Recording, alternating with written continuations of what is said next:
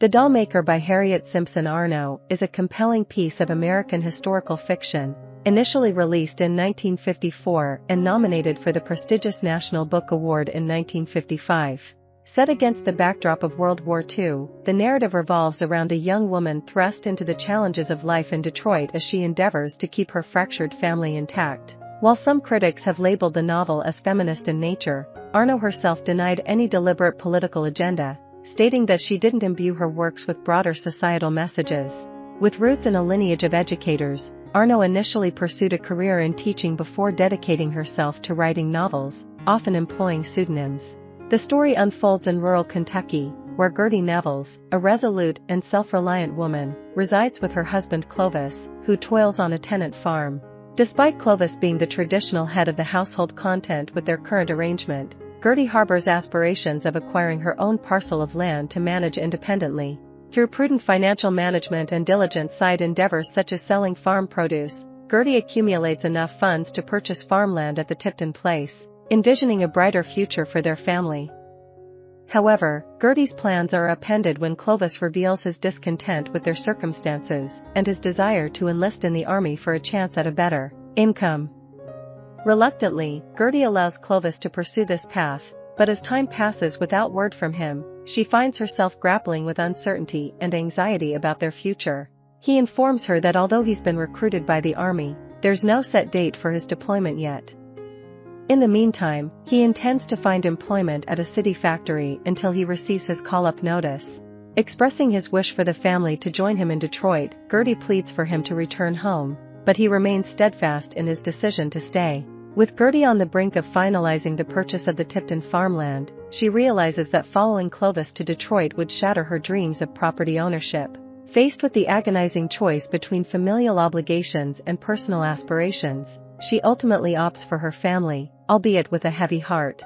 Devastated by her decision, Gertie gathers her children and relocates to Detroit. However, upon arrival, she finds herself overwhelmed by the bustling train station and the indifferent crowd, feeling utterly out of place. Her children, accustomed to the tranquility of rural life, are especially unsettled by the chaotic urban environment. Struggling to navigate through the throng, Gertie eventually finds a taxi to take them to Clovis's residence, but as she observes the grimy and lackluster surroundings of the city, she begins to regret her choice profoundly, yearning to return to Kentucky. Upon settling into their new home, Gertie is dismayed by its cramped quarters and the frosty reception from neighbors. The children face taunts and bullying at school due to their rural upbringing, adding to Gertie's sense of disillusionment. Unable to comprehend Clovis's attachment to Detroit and feeling powerless to alleviate her family's distress, Gertie grapples with her own feelings of hopelessness, compounded by the realization that Clovis is no longer the man she once knew. He becomes increasingly withdrawn, moody, and despondent. Constantly fatigued, he shows little interest in spending time with his children, indifferent to the upheaval they've endured for his sake. His sole concern is how their move to Detroit affects him. He clings to the belief that once the army summons him, life will return to normalcy. Gertie grapples with the daunting prospect of residing in Detroit alone during his absence, uncertain of what it portends for their marriage. In an attempt to hold on to cherished memories of their former life in Kentucky, Gertie clings to a piece of cherry wood from their old farmland, contemplating its significance as a relic of happier times. She endeavors to fashion small toy dolls from the wood for her children, providing them with a tangible connection to their past. However, tragedy strikes when her eldest son, unable to acclimate to life in Detroit, attempts to flee back home, forcing Gertie to confront the disintegration of her family.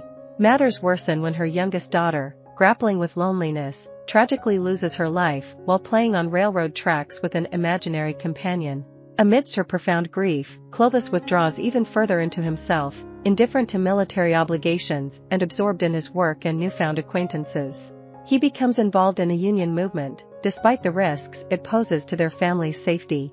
As Gertie resigns herself to the harsh reality of their circumstances, she sells her wooden dolls for much-needed funds, acknowledging that sacrificing her own happiness has become an inevitable pattern in their lives. I hope you enjoyed this video. Leave a like if you did and be sure to subscribe. Thank you.